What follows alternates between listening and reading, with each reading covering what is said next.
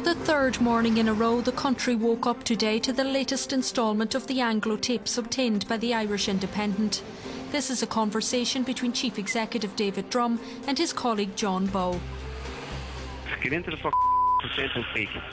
We need the Lula. You have it, so you're going to give it to us. And when would that be? We'll start there. Yeah. It was September 19th, 2008, and Anglo was losing over €1 billion per day. It was hoped a meeting with the central bank would result in emergency liquidity. And by the way, the game has changed because really the problem is now on their door. It is, yeah. Because if they don't get it on Monday, they have a bank collapse. Potentially, if the money keeps running out the door the way it has been running out the door. That's it. So we'll be sitting there kind of going, we'll be kind of a little bit somber looking. Sort of, look, you know, what do you want? How are you getting on with that loan, lads? Yeah. What do you want? Keys now. I can give them to you.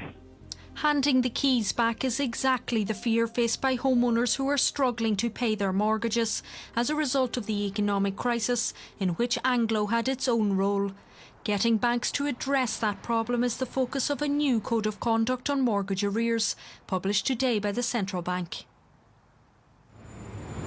This new code of conduct appears to give banks more power.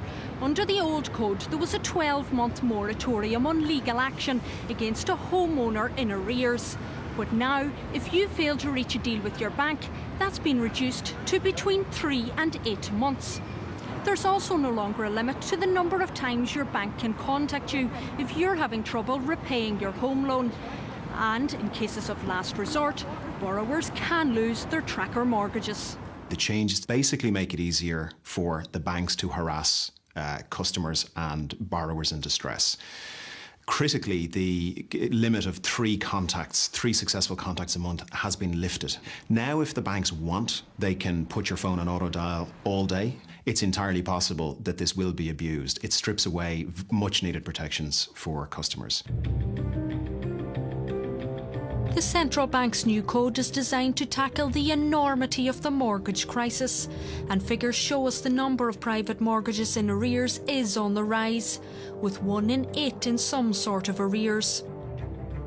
Since September 2009, the number of family homes in arrears has soared from 25,000 to 95,500. That's 1 in 8 residential mortgages. And in the buy-to-let sector, 1 in 5, or 20%, are also now in arrears. The code comes some 3 months after the Public Accounts Committee was told there should be more repossessions. It is surprising to us that there are so few repossessions in the system at the moment, given the extent of the crisis that we've been going through. Irish banks tend not to repossess houses, but there is a backlog. In my view, around 10 to 15,000 people would be better off having their house repossessed and having the shortfall dealt with. So this will allow these situations be resolved. So there will be an increase in repossessions, but there should be an increase in repossessions. So, in the context of the Anglo tapes controversy, this new code of conduct is unlikely to increase the popularity of bankers. But might it in fact be exactly what's needed to jumpstart the housing market?